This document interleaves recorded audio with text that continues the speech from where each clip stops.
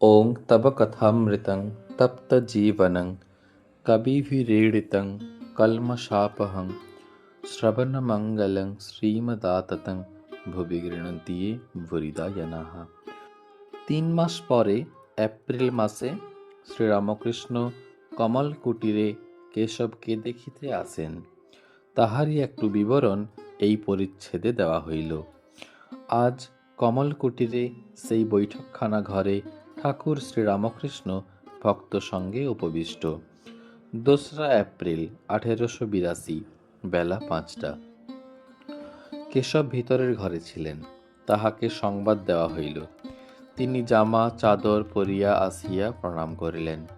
তাহার ভক্তবন্ধু কালীনাথ বসু পীড়িত তাহাকে দেখিতে যাইতেছেন। ঠাকুর আসিয়াছেন, কেশবের আর যাওয়া হইল না।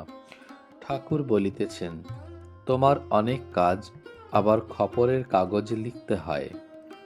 সেখানে অর্থাৎ দক্ষিণেশ্বরে যাবার অবসর নাই, তাই আমি তোমায় দেখতে এসেছি। তোমার অসুখ শুনে ডাব চিনি মেনেছিলুম। মাকে বললুম, মা, কেশবের যদি কিছু হয় তাহলে কলিকাতায় গেলে কার সঙ্গে কথা কইব? শ্রীযুক্ত প্রতাপাদি ব্রাহ্মভক্তদের সহিত শ্রীরামকৃষ্ণ অনেক কথা কহিতেছেন।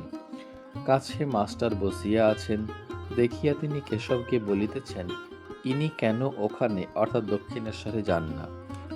জিজ্ঞাসা করো তো গা।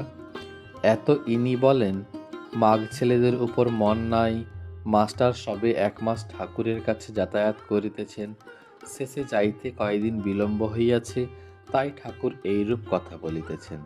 ঠাকুর বলিয়া দিয়াছিলেন, আসতে দেরি হলে আমায় পত্র দেবে। ব্রাহ্মভক্তেরা শ্রীযুক্ত সমাধ্যায়ীকে দেখাইয়া ঠাকুরকে বলিতেছেন, ইনি পণ্ডিত, বেদাদি শাস্ত্র বেশ পড়িয়াছেন। ঠাকুর বলিতেছেন, হ্যাঁ, এর চক্ষু দিয়া এর ভিতরটি দেখা যাচ্ছে, যেমন সারসির দরজার ভিতর দিয়া ঘরের ভিতরকার জিনিস দেখা যায়। শ্রীযুক্ত ত্রৈলোক্য গান গাইতেছেন। গান গাইতে গাইতে সন্ধ্যার বাতি জ্বালা হইল। গান চলিতে লাগিল।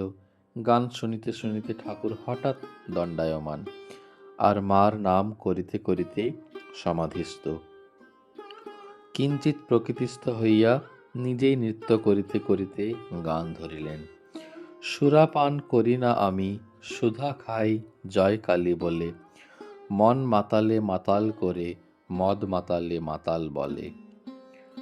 গুরু দত্ত গুড় লয়ে, প্রবৃত্তি তাই মশলা দিয়ে, জ্ঞান শুনিতে চোঁয়ায় ভাটি, পান করে মোর মন মাতালে। মূল মন্ত্র যন্ত্র ভরা, শোধন করি বলে তারা, প্রসাদ বলে এমন সুরা, খেলে চতুর্বর্গ মেলে।